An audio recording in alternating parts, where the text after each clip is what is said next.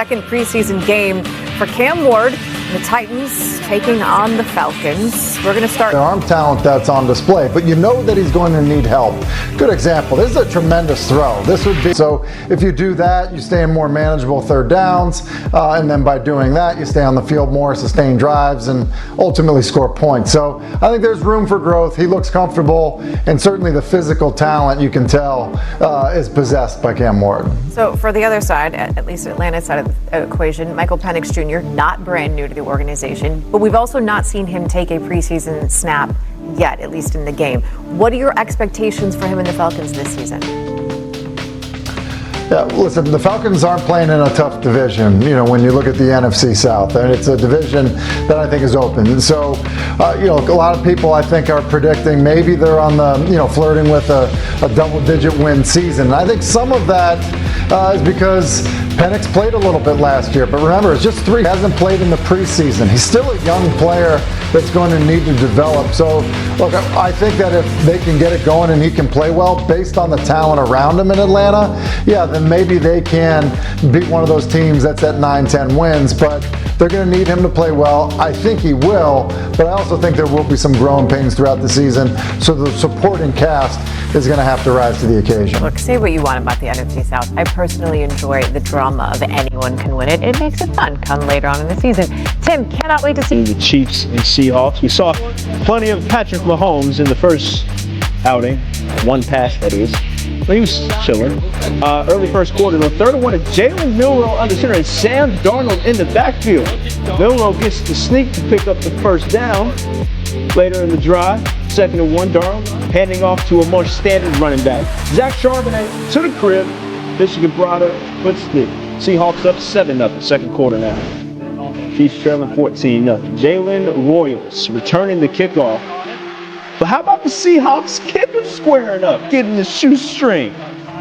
Makes the tackle. That's always love when the specialist can make a play, regardless of how ridiculous it looks. Final seconds of the half. 1st and 10 at the KC 13, and Drew Lock finding Jake Bobo. Quite the effort off the fade route. Goes up and high points that bad boy. He had 2 touchdowns in the game. Seahawks win 33-16. So, against Tampa Bay, he was 5 of 8, 2 drives, 67 passing yards, and also led them on a 65-yard touchdown drive. Against Atlanta on Friday, 3 drives, just 2 for 7, although a couple of those passes were not on him. 42 passing yards and no TDs or no picks for the #1 overall pick. We now welcome in former Louisiana running back Emory Hunt. Last week, Emory, Cam Ward led the Titans on a touchdown drive in his final series. You said you wanted to see Ward start his second preseason game the way he finished his first preseason game. He did not. He played 3 series, finished 2 of 7, 42 yards. Are they doing it right with Ward through 2 preseason games? I believe so, Chris. And the reason why I like their approach with Cam Ward is because you're expecting him to be the starter. He's unquestioned the #1 guy. So you don't want to have him play a lot in the preseason because that's just adding more games to a full 17-game regular season. So we're talking about the equivalent of playing 19 games if you played him a lot in the preseason. So I like the approach.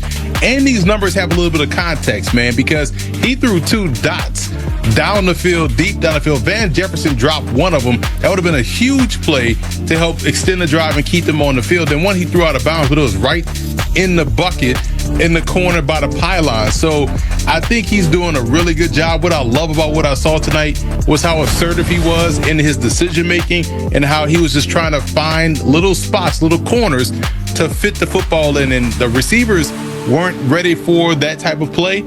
So that's more of the receiver side of things instead of Cam Ward's side. But I like the fact that he was being assertive. He was being aggressive.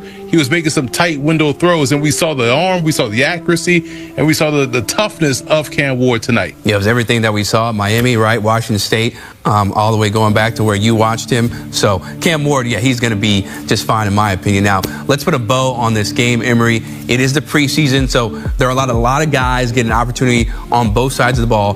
Who stood out to you on Friday in Atlanta? Well, starting with the Titans, you look at Gunnar Helm. where his friends was at the combine, right? Because he had a bum ankle, then went out there and ran a 40, tried to show toughness, and ran some god-awful number, and that dropped his stock to where he got drafted later in the draft. He was my number 2 in Cam Ward. And on the Falcons side of things, it's always tough for a running back in the preseason or in practice because you're just butting up against defenders. You're not really running through tackles, so you're not really getting a good gauge of what you're doing out there on the field. But in the preseason game, all bets are off. And that's why I love what I saw from Nate Carter, the undrafted rookie free agent out of Michigan State. Had 9 carries, 63 yards, a touchdown, had a nice 38-yard run, a 48-yard run, and also had 2 catches on the night as well for 9 yards. So I thought he did a lot to try to battle with Jashawn Corbin, who led the equal surprise, and impressed with how well he ran this evening. Yeah, he was looking like he could be a definite productive member of that team. Now, Cam Ward has the second best odds to win, excuse me, Rookie of the Year behind only Raiders running back Ashton Jeanty. The reason the Titans got to draft Ward was a 3-14 season last year. So when you think about how this Titans team is set up, Emery, what would define a successful rookie campaign for Mr. Ward?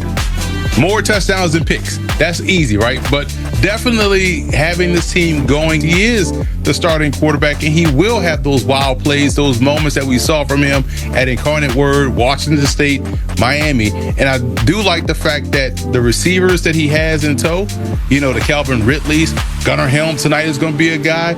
I believe that they're going to be able to run the football a little bit more. So we'll see if Xavier Restrepo makes the team and get involved within his offense. So Cam Ward will have his success, and success to me looks like him getting the Titans to maybe 5-6 wins, flirting with that 7th win, but getting better as the season goes on, and statistics will prove that.